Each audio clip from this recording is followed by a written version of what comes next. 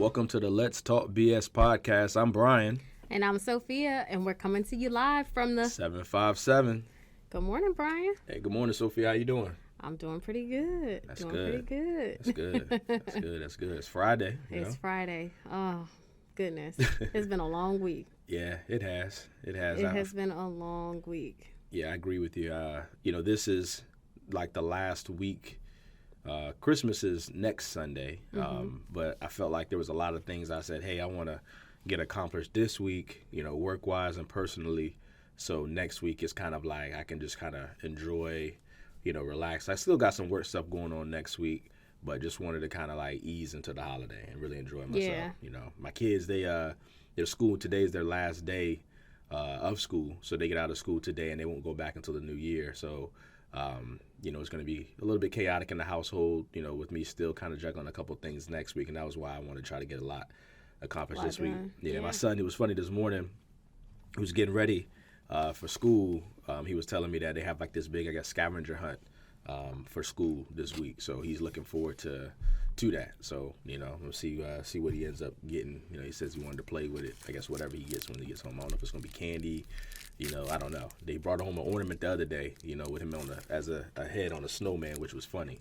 So we put that on the tree the other night. So, we'll see. We'll see what happens. That's cute. I remember when Maya used to do that type of stuff. I have one on one of my Christmas trees. It's a snowflake with her picture in the middle. Oh, wow. Okay. Yeah. So, yeah. I mean, I'm trying to do the same thing. It's funny because this morning, the director of the daycare that my son goes to, she said, hey, are you, is Carter coming to daycare like during the holiday break? And I thought about it and I was like, you know what? I haven't used my free week all year because at my daycare, you get a free week. They call it a vacation week. So you can use it technically if you go on vacation. Yeah. They allow you to go ahead and utilize it because they know that families like to take vacations. So they always, every calendar year, they give you a free week. Okay. But I've never used it. Okay. Ever. So I was like. So when you say free week, that means like I don't have to pay tuition for a week. Okay. Oh, okay. Yeah. I kind of figured I was just making sure. So they'll watch your child still. No, they don't watch them. Oh. It's because at my daycare, whether the kid goes or not, you pay. Correct. So you can pull your child out to actually take the vacation and not pay. Yeah. Okay. Yeah. I got you. I told her, I was like, you know what? I'll take advantage of that on the last week. So I'm actually going to pull out Carter from December 26th until that. New Year. Yeah. Okay. All when right. everybody goes back. Okay. Now, will I have 30 more new gray hairs and, a little more crazy going on? Yes, but I save money. What can I say? It's always good saving a couple dollars, especially around this time of the year. That's normally when folks spend a lot of it, so it's always good to be able to save a couple dollars here and there. Now, this week has been especially tough for me because I've been doing my 15-day challenge. And guys, I've been getting challenge. What is that? I've been getting up, going to the gym. I want to do it for 15 days. Well, let me take that back. I don't have to go to the gym for 15 days, but I do have to work out every day for 15 days. Okay. And so today is day 5. Today wasn't that bad. Yesterday was my hump day. Yesterday was the day where I was like, you know what? I've had enough. I'm almost done. But today was good. Tomorrow and Sunday, I'll definitely work out. And I'm going to do it for 15 days straight. Okay. And then hopefully I'll build up a routine to where, I'll start going back to normal where you do your 3, 4, 5 days a week. Yeah. I think they say if you do something like work out like 14 days, I think it is, it's a certain amount of time that you do it consistently, it becomes habit, right? Correct. Yeah. So hopefully, I guess during this time frame, like you said, it'll become habit. You'll get used to it. And that'd be dope. Are you like changing anything with your diet as well, or are you just working out? Yes. So I'm changing things to my diet, so I don't eat past 7. I try to drink close to a gallon of water a day. Okay. I eat healthier meals, so no fast food, no processed food to a certain extent. Yeah. So, I can't think of right off the top of my head, but none of your chips, none of your, noodles, and, just snacks, I guess you can say. Noodles. None of that stuff. Ramen joints. You're right. I still, dabble in some ramen. Those were my college treats, but it's embedded in me. I see. Yeah. So, so none of that stuff. 5 meals a day. Oh, 5. Okay. Yep. That's what's up.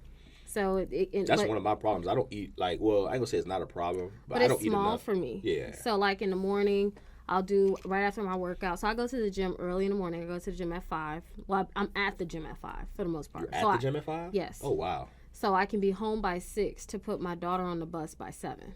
Gotcha. Yeah. Jeez. So when I come home, I make a protein shake. I'll probably eat breakfast once everybody's out the house, like around 9 before my 9:30 meeting. I'll grab some breakfast. About 11, 12, I'll eat lunch. About 3, I'll have a snack. And then by 6, I eat dinner. And then if I'm like crazy, ridiculous hungry, which that hasn't happened yet, I will definitely eat like an apple or something very, very light. And then I also bought some almonds in between times just in case I get like that hunger fix. But the water has been doing it for me. So if I drink all that water, I don't even feel hungry. Yeah, they say. I have coffee. I mean, not that I can't. I'm not going to Starbucks anymore, but yeah. So you make your own coffee now? Yeah. Okay. Unfortunately. Yeah. That's pretty cool. I go to the gym myself. I get there at 5:30. Me and my buddy, we work out typically about 3 to 4 times a week. We'll go to the gym, and it's tough. Like, I mean, it's become habit. We've been doing it for so long now that it's normal. Like, I wake up pretty much every morning at 4:45. I don't even have to set an alarm clock or nothing like that. It's just my body knows it's time to get up and get going. But actually, that extra 30 minutes I need, so I couldn't imagine like actually working out at 5. Like that 5 to 5:30 is the time I normally like start to, get ready and start going. So more power to you. But they did say, I remember reading or just hearing, like, as far as diet goes, if you just like drink water all the time with all your meals, right? So never drink calories is what they say. So no drink sodas, juices, or anything like that. And then if you just always eat real food, right? So like you mentioned, like cut out, sometimes like, we snack on like, potato chips and little stuff, or just even like those like bars and stuff like that. I know sometimes people, you get the healthy bars, but that's not real food. You know what I'm saying? So if you just literally eat real food. I attempted to eat one of those the other day, and I think I got 2 bites in, and I was like, yeah, this is not for me. Can I have some chicken and spinach, please? Because this is not, it wasn't for me. I think I can't remember. My kids love that stuff, man. They love like the little bars and stuff like that. They and I used to eat a lot of those too. My kids don't eat that stuff. They don't eat that stuff. They don't eat Pop-Tarts, none of that stuff. Yeah, my kids don't eat Pop-Tarts though. They eat like little they're healthy bars, but like little like cherry and strawberry. Carter and doesn't blueberry. Like chocolate. He don't like cake. Oh, he's not a kid. He don't like chocolate. He don't like cake. He don't care for ice cream. If he eats ice cream, he likes the stuff at what's that place called? Sweet Frog, frozen yogurt. Frozen yogurt, okay. Yeah, he'll eat that. Like that too. Yeah. And even with that, 9 times out of 10, he'll just eat the toppings off of it and leave the ice cream. The ice cream part, that's why. He's a candy kid. Like, he likes the Skittles and stuff like that. But all the other stuff, and even with donuts, let's say I buy some donuts, he will only eat glaze. Dang. He ain't messing with nothing else. Dang. That's crazy. Like, I'm happy. Yeah, I don't have to worry about, him... eating all those snacks and what candy ain't that greatest either though. How often do I have candy in the house? Yeah, I guess. I don't know too many people that go to the store just to buy bags of candy. Like, yeah, you might get some fruit snacks and some bars and stuff like that, but just here and there. But to go and get bags of candy, I don't even touch the candy aisle. We skip that one in the grocery store. That's funny. That's funny. So that's good. So more power to you on your, like you said, your 15-day challenge, right, to yourself. So that's cool. So more power to you. What else was challenge yourself? I mean, it don't have to be just mine. I challenge y'all, whoever's listening. Yeah. Complete a challenge within yourself. Yeah. I mean, you don't have to start off with 15 days. Maybe start off with 7 days. Whatever can get you going. Yeah. Definitely do it because it's all about your mindset. Absolutely. I agree. So what else you got? What else happened this week? So Carter had his recital, his Christmas recital. Okay. It was hilarious. How'd this that go? Dude, he didn't want to sing. He was over there talking about I want my mommy. Oh, he did. I want my mommy. I was like, just I might need to have him meet Niall and like learn Niall. Yes. Niall's like, he was he was performing. So yeah, that's funny though. Listen, he needs to take some tips for now, because he was up there biting his sweater, just looking around like, I don't know the song. And then his teacher came up to me afterwards and was like, he looked back at me and said, I don't know the words to this song. I said he didn't even know how to fake it till he made it. I was like, oh my gosh. That's funny. And then what else did we do? The school board, they had their meeting about that school in Chesapeake that was allowing the Satan. Oh, yeah. I saw that on the news, actually. Yeah. So I was watching. So it's been postponed. They've actually, stopped it from happening so far. They have not decisioned it. They just basically said that as of right now, it's not passing the minimum requires to be able to do it. Okay. But, I mean, it doesn't mean that it won't happen. They're just postponing it as much as they can. Yeah, I think it was, you're right. It was early this week. I was watching the news, because typically, we're in the kitchen, getting dinner ready. The news will be on, or we'll have cartoons on for the kids. So we had the news on in the background, and I remember seeing, a woman talking about that. And she was outside, I guess, of the meeting, and it was, a lot of people. There was a line wrapped around the building. I didn't see inside of it, but it was a lot of people trying to get into the meeting. So I was like, a lot of folks wanted to be heard and let them know how they felt about what was going on. So so that's tough. Yeah. So anything else? How was your home buying seminar? Oh yeah, that's right. So this past weekend we had the home buying seminar. Me and an agent I work with. And also he had a credit specialist came as well. So we kind of hit the areas of real estate, mortgage, and then, repairing your credit, or, things, or just being able to understand how your credit, can be utilized. So it was good. I mean, we probably had, I would say maybe 9 or 10 folks come out. We had about 9 or 10 RSVP. So I think pretty much everybody who RSVP came. It was good. I mean, we had a lot of people had a lot of questions. I mean, it lasted about 2 hours. We have food catered. A lot of good questions about things that, it's funny, we discussed some of those things on the podcast here. So, it's good just to kind of educate some folks, and a lot of folks who have goals of, becoming a homeowner. I think there was one person in the class that said they have owned a home before. But all of them, were currently renting or not owning a home right now. Correct. So that was a goal that all of them said they wanted to do, was own a home in 2023. So, and you probably got a lot of people to show up because you had that credit repair specialist there. I mean, that's huge. Yeah, she obviously spoke the longest.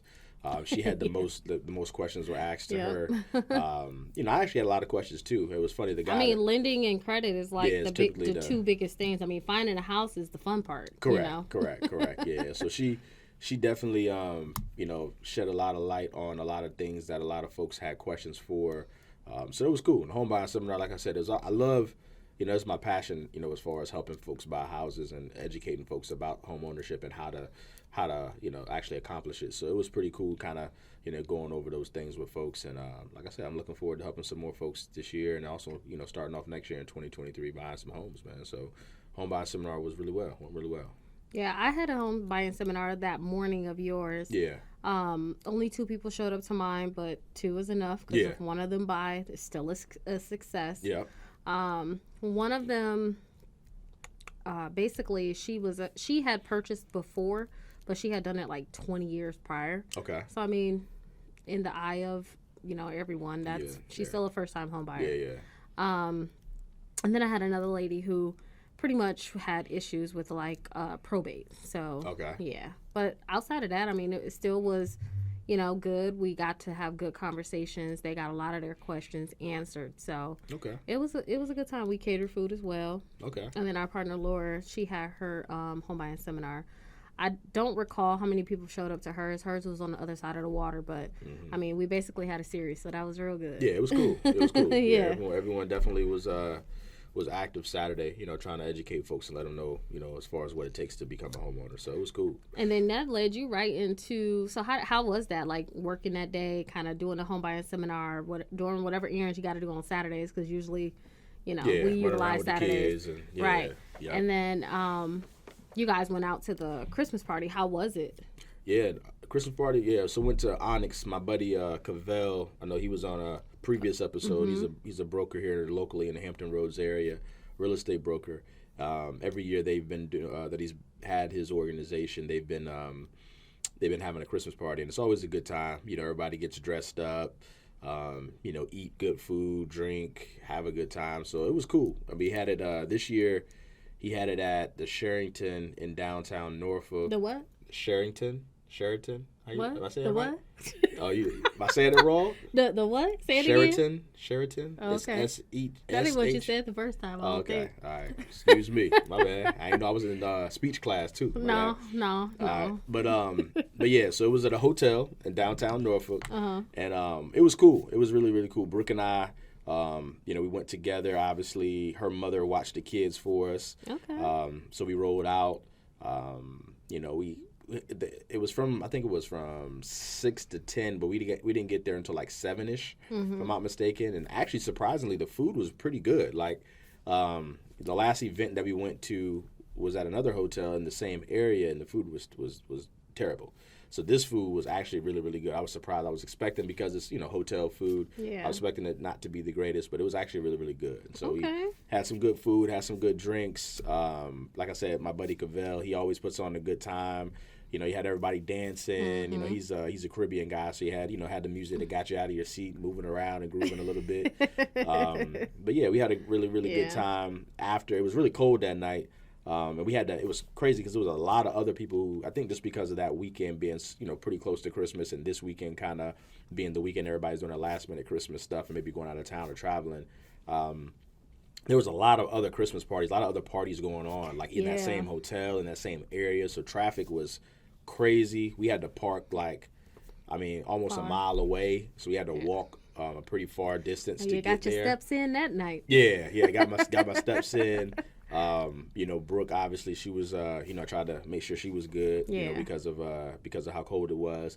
But we had a good time. So wait, Brooke walked a mile in heels? Did she wear heels that night? Yeah, she wore heels. Yeah. Woo. Yeah, she did. Yeah. Kudos to her. Yeah, I offered to drop her off at the front, but she wanted to be with me. Obviously it was a lot going on, so I just want to make sure that she was good there. So we tried to valet too, and the whole valet situation was terrible, man. That whole situation was stupid. But they probably weren't prepared. For I don't think they was prepared for that. Exactly, I agree. I don't think they had enough places to put the cars. To be honest, by the time we got there, so it was pretty crazy. But sometimes valet can be like that. Correct. Yeah, but it was cool. Like I said, we went there and we left around like 9:15 after they gave out all the awards, and kind of everybody was just kind of like finishing out the event. And so we ended up going to Luce. Luce is a spot that we like a lot. Yep. I'm familiar. Yeah, familiar. Yeah, I know you've mentioned a couple times. I know you like the newest one that. Yeah, I like the one near in Chesapeake. Yeah, I like that one too. I've been there once. I haven't been to the one in Norfolk. Oh, you haven't? Okay. No. Yeah, the one in Norfolk. It's a lot different. So obviously, with you being in the one in Chesapeake, it's a lot different than the one in Norfolk. Norfolk one is a lot more intimate. It's like maybe 15 people can be in there at one time. Like, it's really, really small. It has like a bar and like maybe 4 to 5 places for you to sit at. Yeah. So it's very, very intimate, very small. I mean, it's always, because of that, it's always packed. I mean, you can never, like, literally they open up at 5 o'clock. By 5:10, 5:15, I mean, you can't, you have to wait. So did you have, you said, did you have, y'all couldn't have reservations? No, that was just kind of like, we left. We had, as I'm pretty sure folks that get babysitters, to watch their kids, especially Brooke's mother, she stayed at our house that night, so she was pretty much a overnight or all-night babysitter, so we try to take advantage of that. Okay. So after the Christmas event, the Christmas party, we were trying to figure out maybe something still to do, because it was night was pretty young still, you know what I mean? I'm an early guy, but 9 quality time. 9 o'clock, that's still pretty early, so we ended up going over there. We had to wait for like, say about 10-15 minutes, so it wasn't too terrible. We kind of sat there and just talked for a little bit. And then we got seated. We actually got seated at the bar, and we had some food and some drinks. So it was cool. Like I said, we had a good time. Got back home probably around 11ish, right at that perfect time for me, to get home when I have a night out. But yeah, it was cool. You sound old. Perfect time. Yeah, it is, man. Like, that's that perfect time where, like, you know what I'm saying? Like, I can't do the 2-3 o'clocks in the mornings anymore, man. That ain't built for that. I ain't built for that. So 11 o'clock, like, more. I go out, maybe leave around 7, 8ish. You know what I mean? 3-4 hours I got in me. You know what I'm saying? Yeah, that's normally about that time. So yeah, so we had a good time, man. Saturday was dope. Make sure you don't lose your glass slipper. My glass slipper, Cinderella. My glass boot. I don't wear no slippers, but my glass boot. Your glass boot. Yeah. Carrots don't turn into an orange. Into a pumpkin. You silly, man. You silly, man. But yeah, so Saturday was cool, and then Sunday was fun too, man. We just kind of relaxed, but we actually had family pictures on Sunday as well, so that was cool. Yeah. We haven't had pictures. Well, we took pictures last Christmas. Yeah. But this I one really. I need to take pictures. I haven't done them in like a couple since Carter was a baby. Yeah. I had actually scheduled pictures in November of 2020.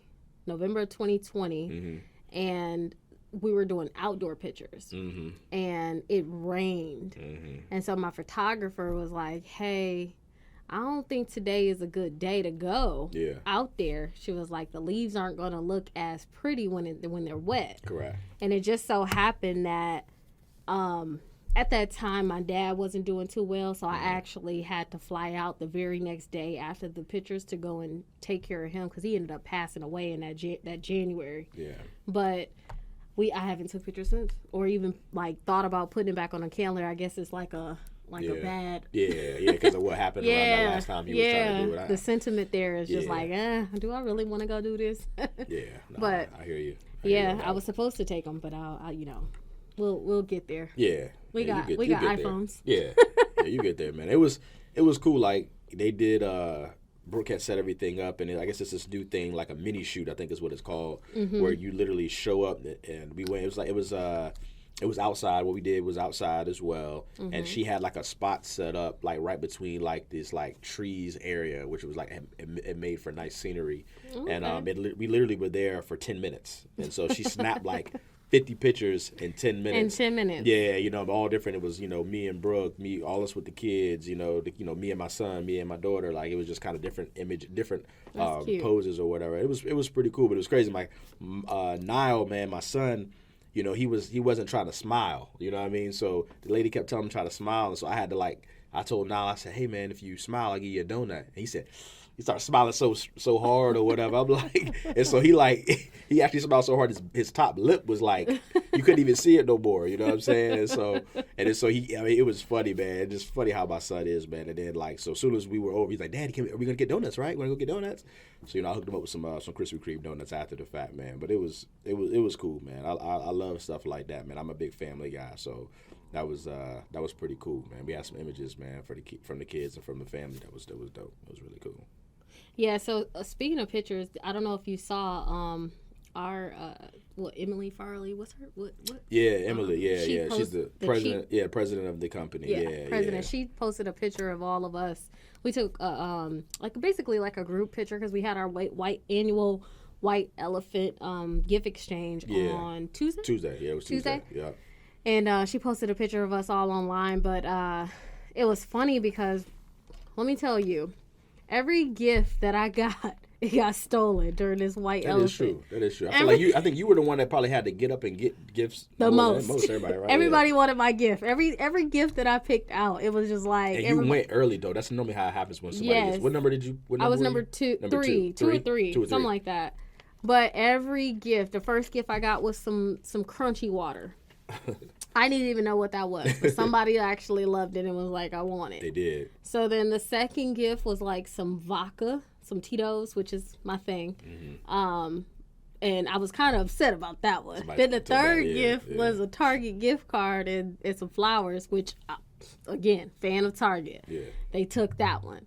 And I ended up with a candle and I can't remember where that last gift card came from. I don't even know. No, it was Dunkin' Donuts. Yeah, I gave it to Bryan because, I'm not going to eat that. There's a Dunkin' Donuts right. I did tell you there was a Dunkin' Donuts right by our house. So I appreciate that. Yeah. So I know Brooke, sometimes she gets coffee from there, or like the kids will like on a random Sunday or something, like we'll go get like donuts or something from there, muffins or something like that. So I don't my kid, like I said this earlier, my kids, they very specific. The donut thing, they won't eat it. Now they'll eat some duck donut and but Carter won't eat duck donuts. He won't eat. Interesting. No. Oh, no. Donuts is fire. I love donuts. I gave him a donut when we went to the Norfolk Botanical Gardens. He held that thing for like he never took a bite of it. I took a picture with it. It was all cute. He never ate the donut. That's crazy. That's crazy. He's got his particular way of what he likes. He will so not eat the donut. Not my man. So and good. I tried to give him I ordered a plain one. Okay. You know, for him. Nope. He was like, ugh. Ugh.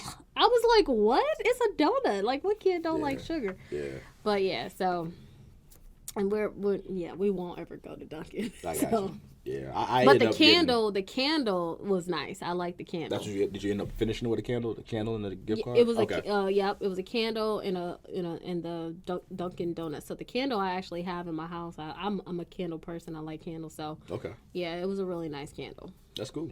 Yeah, I end up so obviously with the white elephant, it's better for your number to be one of the last numbers because you can pretty much pick whatever you want, gift. As long as it's not dead. So that's as long as thing. you haven't been, as long as that person hasn't been picked, I think multiple times. Twice. That was a rule that I know it could be different for different folks who how to play it or whatever. But here basically, if you instead of picking a gift from the pile, if you steal someone's gift and it's been stolen twice, we count it as dead. So it can't be stolen anymore because then that'll just continue the game on and on. So that's just one way of kind of like getting through it. So So I ended up being I think it was like maybe right around 20 of us that were playing, and my number was 18. So I was one of the very last ones. So what did you get? I ended up getting beer nuts. So it's basically like this big bag of trail mix. I didn't know what that was. Yeah, it's basically this big bag of trail mix. And then I also, within that, it was a Moscow Mule drink kit. And then it was a scratch-off, like a regular scratch-off. Did you win? No, I didn't win. Oh, I actually scratched. Well, no, I think Brooke actually scratched it off. And she told me that we didn't win anything on it. But the beer nuts, I'm always like, for me, I like to have my nice little cocktail, especially on the weekends. I'll pour myself a cocktail, and sometimes I like to snack on something while I'm having my cocktail. And so I always be like, dang, I'll be looking in the pantry, and I'm looking like, damn, I don't got really nothing I can snack on because we don't really have very much snacks, just like stuff for the kids. And so like the beer nuts is like perfect because I like trail mix, a little bit here and there, what I mean? So that's something I can kind of snack on while I'm just kind of relaxing, chilling or whatever. So that worked. That's why I stole. I stole that from somebody. I didn't actually go up and grab a gift. I actually stole that from somebody. And so being I was towards the end, I was able to keep mine. Nobody else, I guess, coveted. Nobody coveted beer nuts like I did, right? So, nobody wants the beer nuts. So in this situation, it's okay to be different, right? It's okay when you have a different like than somebody else because hey, you get to keep what you want. So I'll take it. Take it. That's true. I think only two of you actually was like, oh my God, beer nuts. Yeah. The guy I stole it from, I think he was a little butthurt about that. So he was because I think he ended up with what did he end up with? Something that he didn't like. I know that. Was it a picture? No, it wasn't a picture frame. So it was something. I can't remember what it was, but it was when he looked at. It was some books. It was a journal, and it was like a book or something like that. Okay. Yeah, and he was like, and I believe it was like girly too. So he was like, they were like, just give it to your wife. Yeah. So that was funny, man. That was good stuff, man. Also, this past week we had some news come out in the market. I mentioned it before in a previous episode that the CPI report was going to be coming out, and then also the Feds. We're going to announce what they're going to do to the Fed rate. So I think it was Tuesday, the CPI report came out, and it came out good. So it showed that inflation is resetting back or going down.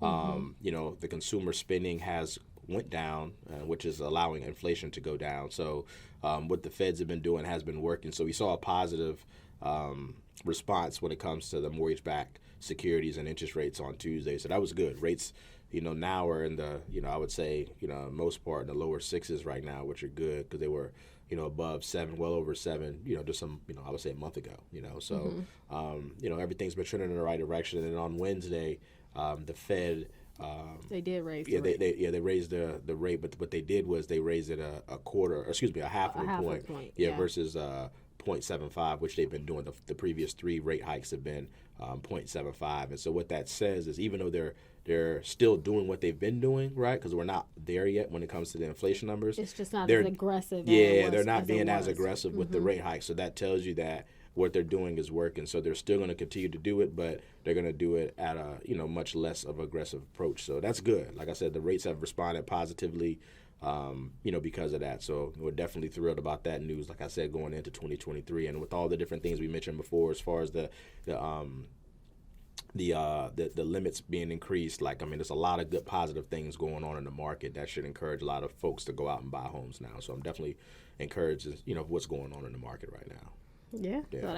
So that's definitely some good news. I hope that this is all public information. So if you have the time, definitely look into it, read about it, listen to the different things that come out.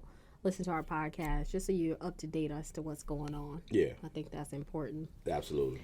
All right, guys. So we pretty much told you guys what we did in this past week, but now it's time for Exercise Your Knowledge. So during this segment, what we do is we ask you a question regarding to real estate. We want you to keep it at the back of your mind, the answer. And then later on in the segment, we'll do what? Reveal the answer. Yeah. So today's Exercise Your Knowledge question is, how many times can you use your VA home loan benefit? Okay. This is shout out to all my VA buyers. Oh yeah. So I think folks know what a VA buyer is by now, right? VA buyer is someone who's active duty military, or someone who's retired who served enough wartime to be eligible to utilize. Or even someone who's a reservist and has been a reservist for 6 years. Yeah. Mm-hmm. And they have the required amount of points to get the VA home loan benefit. Correct. Or someone who is, I've even seen a spouse to a retired or, all of the above who basically passed away. Yeah. And she was able to transfer over that benefit. Yeah, surviving spouse. But typically, that's not for everybody. That's for a person who served a full 20 years plus in the military. Correct. And that woman was also married to him that entire time. Duration. Yeah. So for those folks who are VA eligible, that's a good question. We'll definitely go over the answer later, because I think that's something that's a little confusing. I know it is, because I literally, what made me think about this is that I just had this question asked yesterday. Okay. So I was doing my calls every day. I try to reach out, to some people. And yesterday I was doing my calls, and I called one lady, and she was like, "Well, I think I'm gonna wait and use, my VA benefit later." I said, "Oh, okay." So it just made me, want to ask that question. I know we probably mentioned it in the past, but now you're exercising your knowledge. Let's see if you actually remember what was taught. Correct. Yeah, and it's funny, like you said, I had that question. Well, not a question per se, but I had someone I had a conversation with about previously. So last week, I had one on to Langley Air Force Base, for a home buying.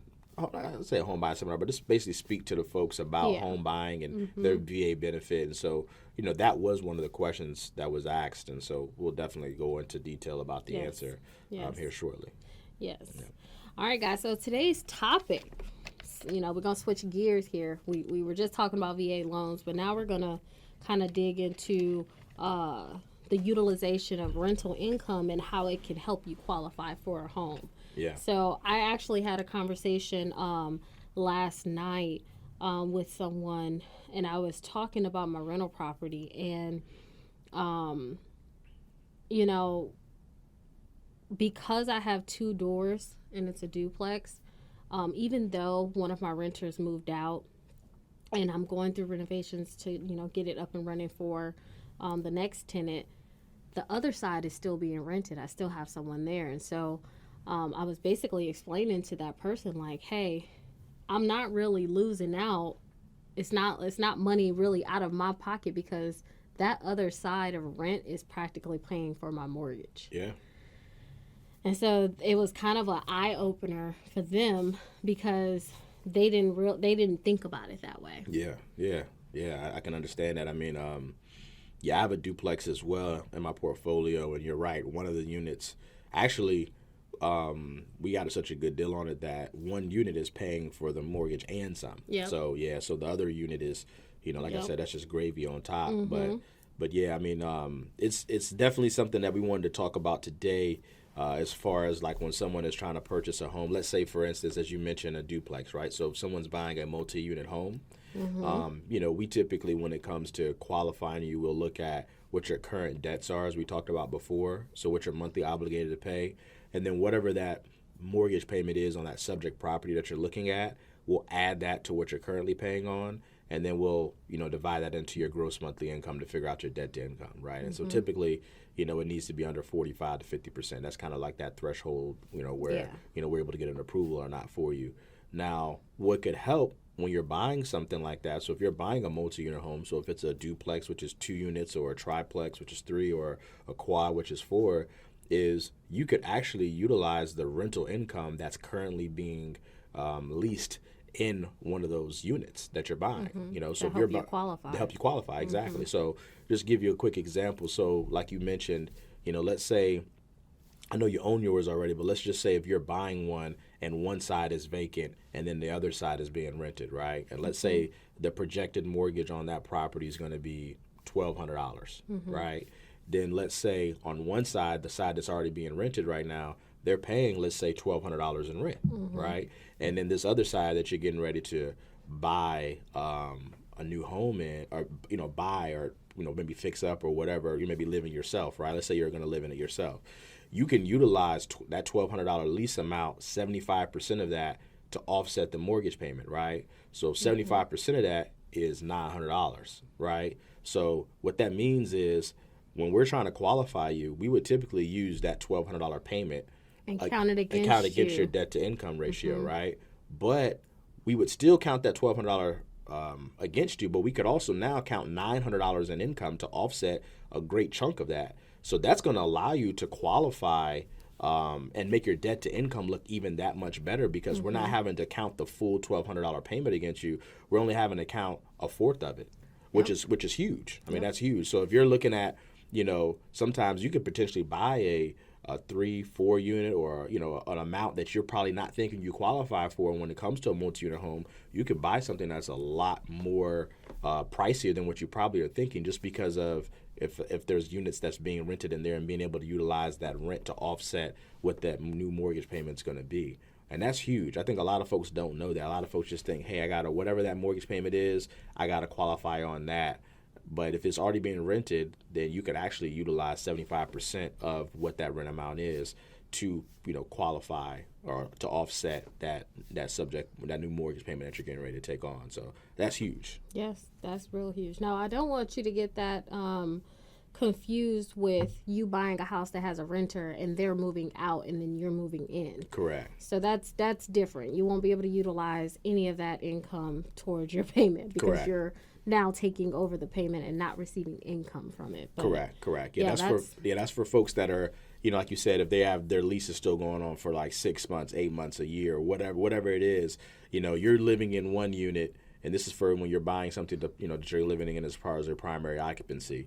You're living in one unit, and then the other unit is being currently rented for, a duration of time. You can utilize that, and then if you're buying a duplex or a multi-unit home, and let's say both units are being rented, and you're buying it as a primary occupancy, then you or the listing agent who's listing the property has to notify one of the units, that whichever one you're planning to live in, they have to notify them to vacate the property, because you do have to occupy the property within 30 days of you closing on that home.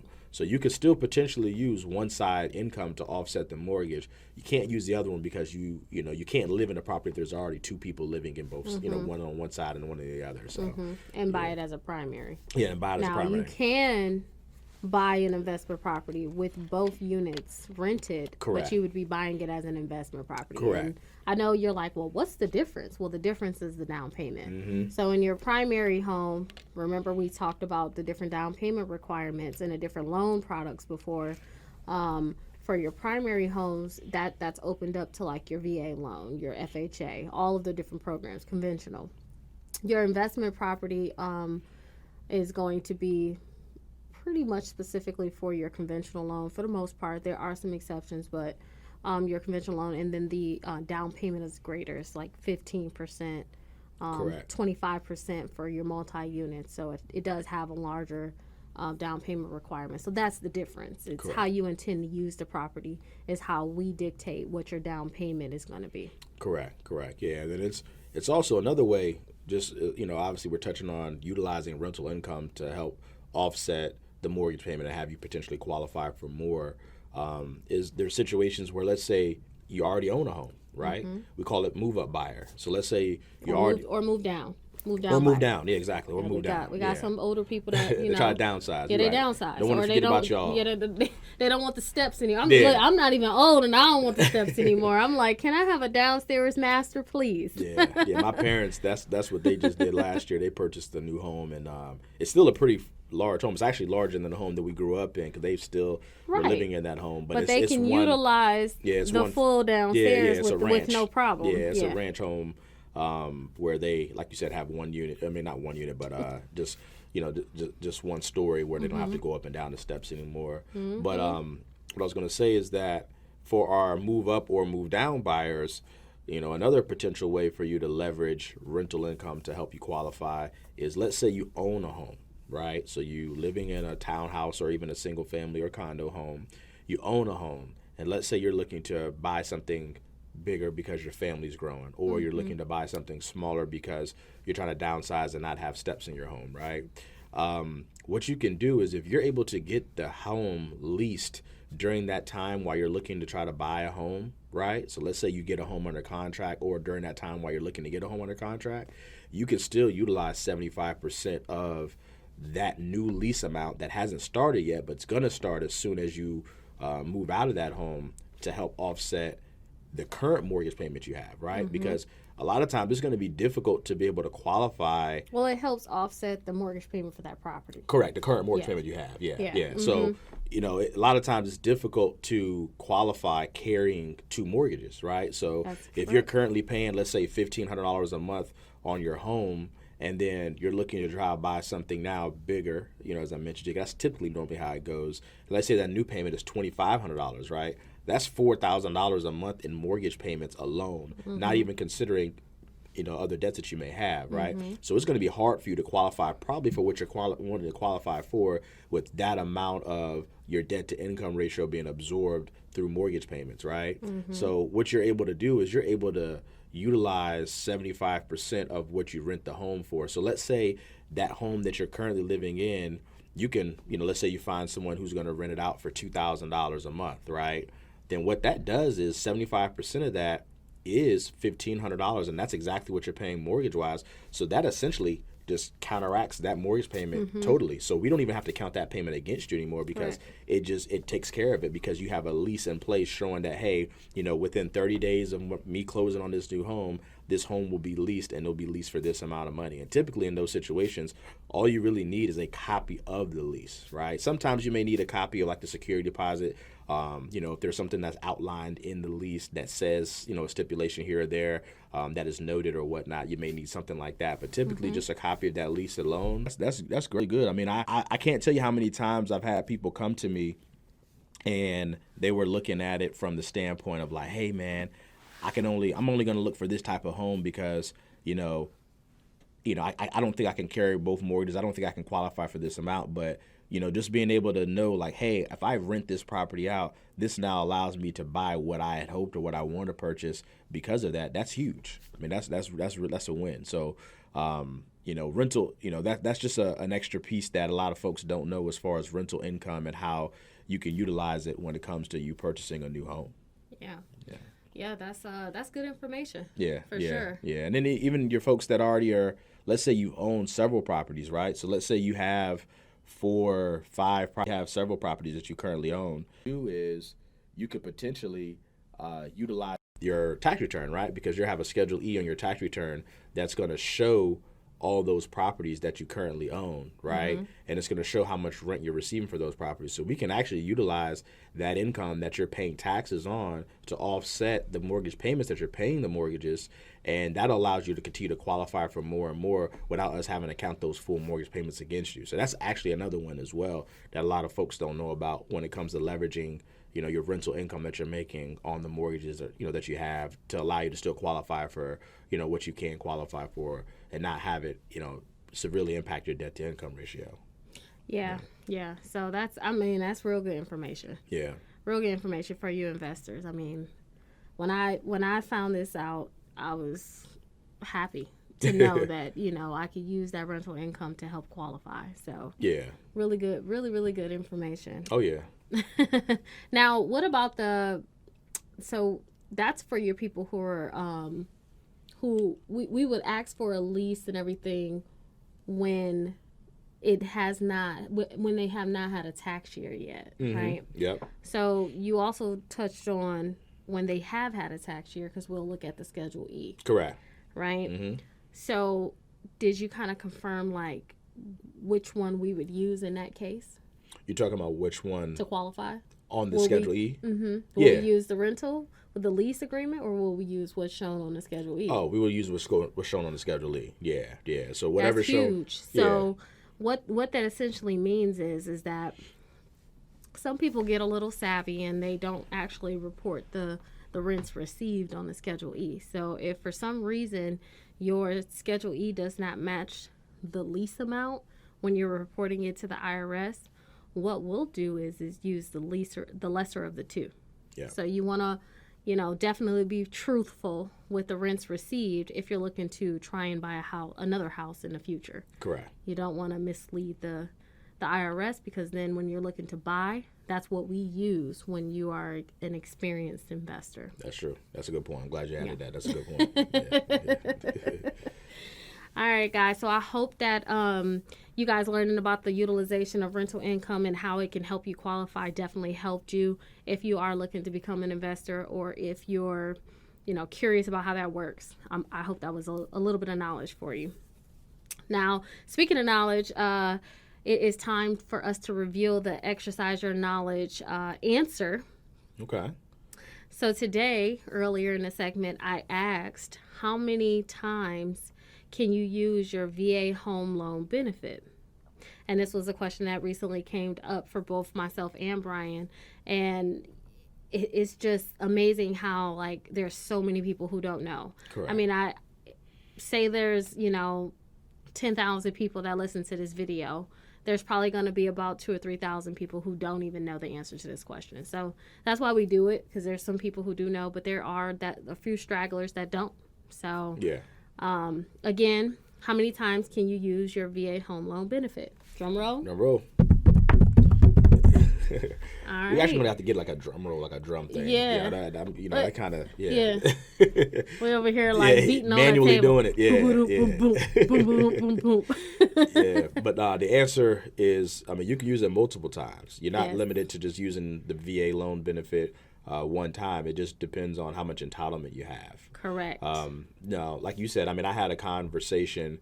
This was, like I said, about a week ago when I was on Air Force Langley Base talking to a person there who was actually coming up on retirement. So she was trying to figure out what she wanted to do. She was single. And so I asked her, what her current living situation was. And she said she was renting.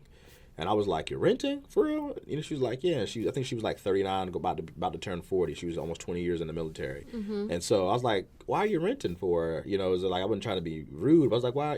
Why haven't you tried to purchase a home for?" And so she told me, she was like, "Hey, I'm single." She was like, I was gonna wait until I get married. Wait, because I knew she thought, or she understood that you can only use it one time. So she said she really wanted to get a bang for her buck. She wanted to be buying that home that she felt that she was going to be in for a long time. And her forever home. Yeah, forever home. And I was like, well, look, that's not necessarily how it has to work, right? You could actually purchase something now, live in it, instead of paying someone else's rent.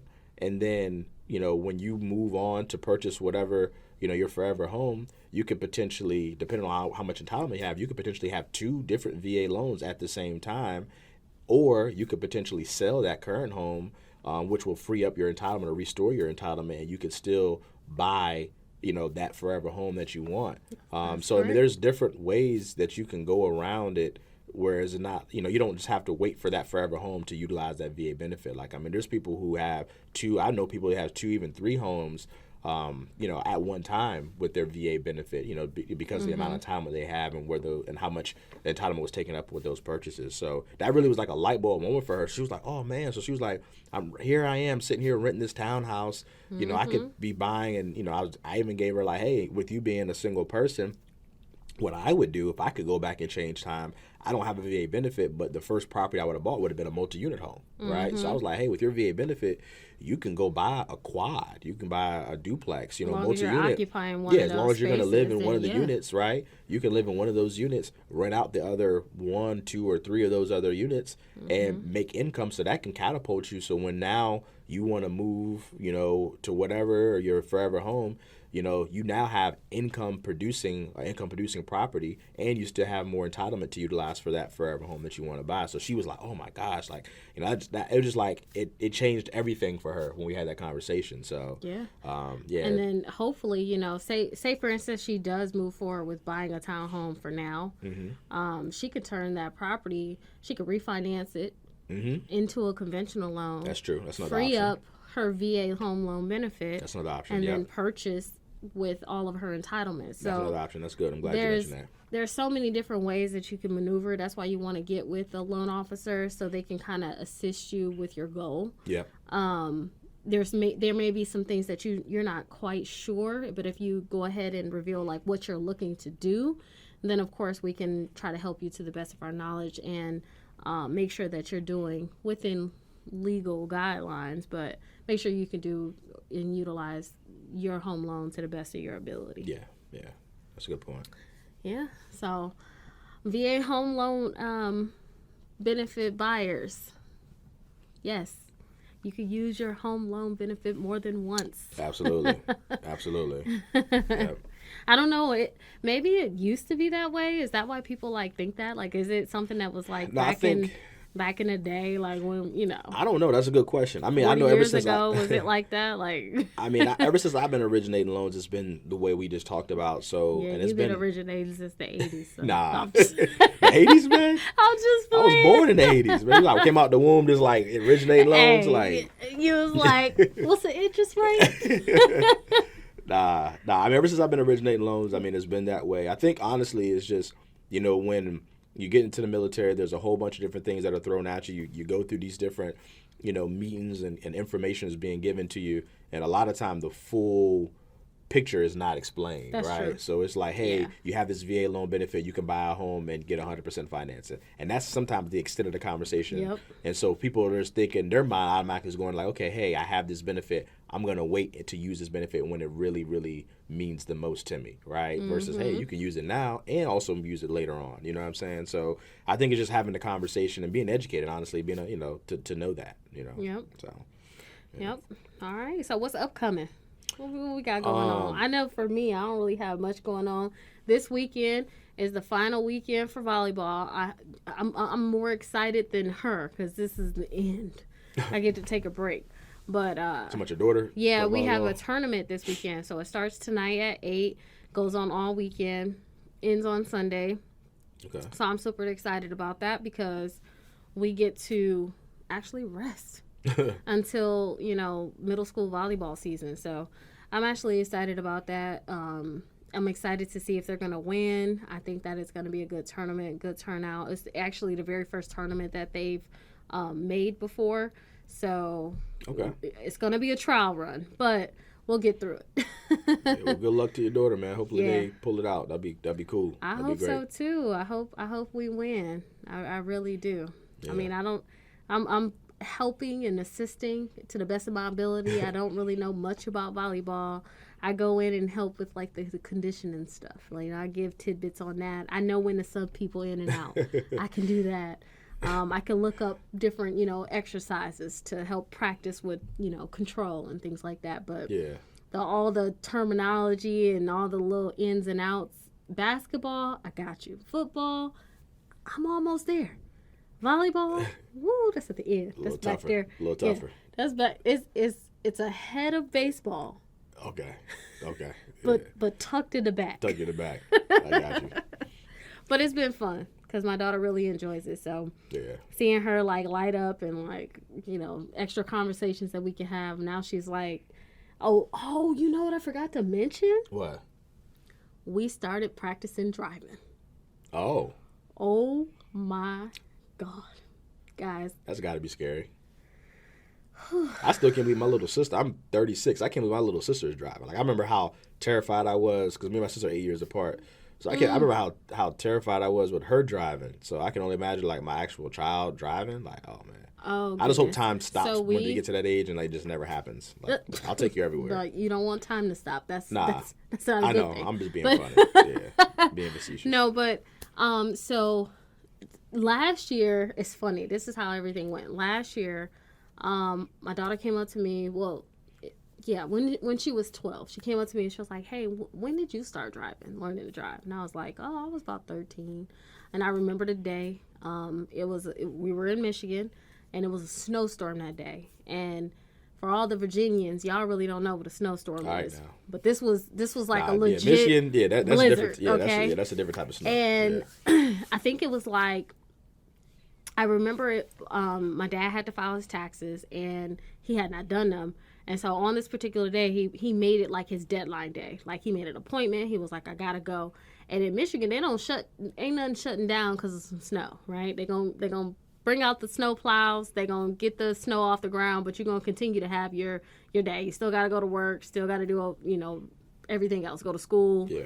So this particular day, I think it was like a Saturday morning, we get outside. Of course, I'm a daddy's girl, so I always wanted to roll with my daddy. So he was like, okay, well, you drive. And I looked at him and was like, I had been asking to drive for I don't know how long. So I was like, today? You want me to drive today? He was like, yeah. I was like, okay. So, of course, it's a blizzard, so we're going like 3 miles an hour. But we were getting there, right? So we get all the way there. And I actually was kind of scared to drive back home because of, going there. But I ended up doing it. And so when my daughter, when she was 12, she was like, hey, she was like, well, can you start to teach me how to drive when I'm 13? So she put a note in her calendar that I said that I would do that, right? Mm-hmm. So she had been asking me all year, and I kept telling her, nah, you ain't ready, nah. And now she's getting ready to be 14, so I was like, okay, well, we at the end of 13. I got to fulfill what I said, because I never said when at the age of 13, right? Because I'm real technical. No, I didn't say that. Yeah, it could have been day like 364, you know what I'm saying? Yeah. So we had went to a vision board party, and I had brought her with me because it was a room full of successful African American women who were there. So I just wanted her to see that, right? So we get there, we do the vision board, we on our way back home, and I live like in an area where there's like this street that goes to my house that isn't heavily used, especially at night. And so I was like, okay, you can start here. So she drove us all the way home. And when I tell you, by the time we got to the house, I feel like my blood pressure was high. Like, I didn't even allow her to park, like, in the driveway. I was like, you know what? Just stop right here. We were in the middle of the street. I said, just stop. I put the car in park and then went in. And then we tried it a couple times after that, and I can say that she did get a little bit better, but boy, oh boy, this is an experience. Oh my God, I'm not ready. Yeah. I thought I was ready, but I'm not ready. Well, it's good that you're doing it young, though. I mean, I know I felt when I started to drive, my dad, so it's funny. So my dad he introduced me to drive, but my mom really taught me how to drive. So it was That's like, how it is. Yeah, so my dad, every Saturday morning, my dad worked Monday through Friday a lot, and pretty much military time. Monday through Friday, he was off Saturday, Sunday. So Saturday morning, my dad was always in the garage fidgeting with something. He had a motorcycle. We had a couple of cars too. He had this old Monte Carlo, and he had this Toyota 4Runner at the time. And so, like, he was always, like, because when it came, like, oil changes and changing tires and, like, brakes and stuff like that, my dad would do stuff like that himself. So he was always doing stuff in the garage or cleaning the garage out or working out or something. So I would always hang out with him. And so a couple of times when he was, like, maybe washing the cars or cleaning up, I was like, Dad, can I drive? And I would ask him, like, every Saturday. Every single Saturday, he always tell me, no, son, no. So one particular Saturday, I was probably about 14. He was like, okay, let's go. And so we went, and it was the Monte Carlo. He had this light blue Monte Carlo. It was I used to hate it because it was a real long car, so I couldn't. When I would drive, I couldn't. I couldn't know exactly like how far I was from certain stuff or whatever. It was like one of the real long cars. But I know what you're talking about. Yeah, so we would drive in the neighborhood. We would drive we lived in a circle or a cul-de-sac. So He would let me drive in a circle. You said y'all did too? No. Oh, okay. Yeah, a court. A court. Y'all know what I'm talking about. I know what a always trying to give me a hard is. time. Okay. All right. So yeah, we lived. So you just drove in circles? My very first time, yeah. He was trying to get me to learn how to turn the steering wheel, how to hit the brake and the gas and stuff. So I was kind of learning how to do that. And then he took me out throughout the residential neighborhood. You know what I mean? And then we started doing that or whatever. But I did that a couple of times with my dad, and then I got to the point where I was getting ready to turn 15, and I was supposed to be, getting ready to take my learner's permit test. So then my dad was so busy, my mom would take me up to the elementary school because my sister was in elementary school at the time. I was 15, and my sister was probably 7, 8. So what she would do is she would take me to elementary school and let me go over the speed bumps and let me just go through it was like a big circle. The school was like the little bus route circle. And so she would just continue to let me do that every day. We did that every day for a couple of weeks. And I really got it down. And then she took me to every now and then she would say, hey, she had to go to the grocery store. She would say, hey, you drive. And the grocery store is probably 2 miles from our house. Yeah. It was in the same, we had a grocery store in our neighborhood. But it was they slowly let me get into it. Mm-hmm. And like I said, that really helped. And I felt because I know some people who don't start learn. To me, I learned how to drive and then I just took the behind the wheel and the test, and that just kind of I was able to now get the paper for me to drive versus some people, they don't learn how to drive at all. And the first time they actually start driving is when they're behind the wheel doing that, to try to get their license. And to me, that's not how you should go about it. My husband, he learned how to drive when he was 18. 18, wow. Yes. Wow. He basically went into the military. Well, I ain't going to say he didn't. Let me take that back. I don't think he learned how to drive when he was 18, but that was when he got his license. So to me, if you're not actively driving with a license, and to this day, I am scared to be in a car with him. For real? Wow. As a passenger? As a passenger, for real? What? Does he drive fast or something, or just out of control, or? I don't know. I don't know if this, because his trade, he's a navigator, so I don't know if he just used to driving boats. And cars just say his thing. Okay. But man, all the time. I'm so scared for my life. Oh, wow. You know how for me to be comfortable in a car with you, I got to go to sleep. I have a hard time sleeping with people when they're driving. Because for the most part, realistically, I'm not really the passenger too much because, he's deployed a lot and all that stuff. So, but man, oh man. So definitely teach your kids early because I was I don't want her to drive like that. Yeah, kudos you teaching her. Like I said, I had that same experience, man. And actually, my first vehicle that I drove ended up being a stick shift. It was a manual drive. So, my dad ended up passing down a truck. I never drove a stick shift.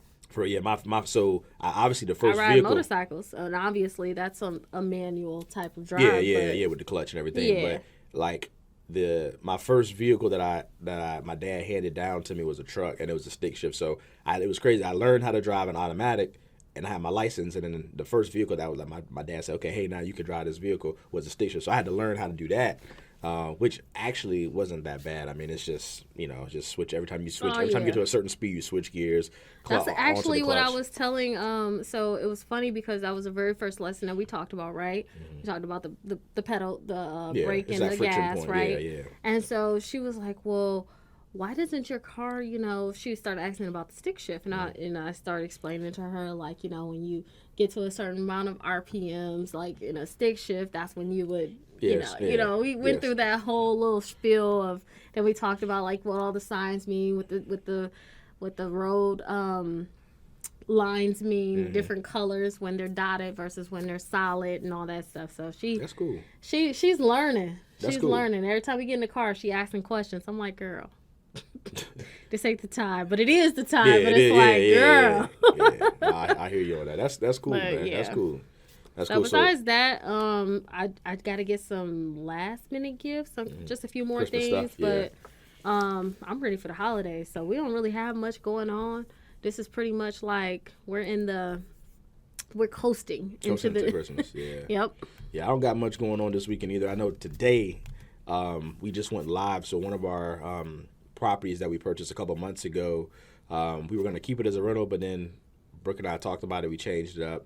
And we're actually going to sell it. So it went live today.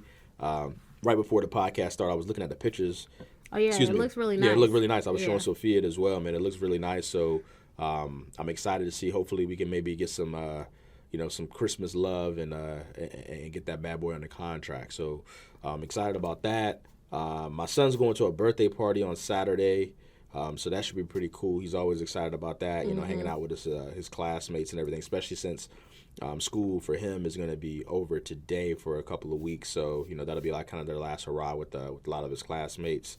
We're doing a dinner with Santa on Tuesday, so that's pretty cool. Looking forward. You know how that works? Like, what is it?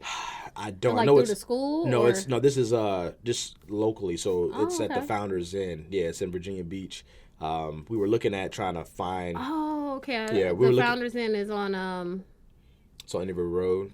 Yeah. Yeah. So we were looking. I always get that and Wesleyan mixed up, but they have that same look. Okay. The same building, in that same area. You know what I mean? Like it looks so much the same. So we were looking at trying to find, obviously with them being out of school next week, just trying to find some activities for them to still be able to do, and obviously them being centered around Christmas. So I think we're going to go to the aquarium one day to see some lights. We're going to do the dinner with Santa one evening. I'm gonna probably try to take Niall to my old high school basketball game, like my old high school I played basketball at. I think they have a basketball game next week, and one of my good buddies, he's the coach there. Oh, okay. So I was going to try to take him out there as well. Try to do some stuff with the kids or whatnot. But yeah, that's pretty much it. Like you said, coasting into the holiday, man. Kind of relax a little bit, unwind, kind of get my mind prepared for 2023. So. Yeah, because we got a lot of stuff coming up in 2023. Whole bunch. Our first month is already. I mean, for me, I got pretty much two things on the calendar that are. Kind of big. So yeah, that's good. I'm excited. That's good. Definitely excited. That's good. All right, so we definitely appreciate you guys listening to the podcast, but we always got to end with a quote of the day. Yeah. So you want to take the? Yeah, I'll take the honors. Okay. All right. So this quote of the day, like I said, I know a lot of people, always are striving for success.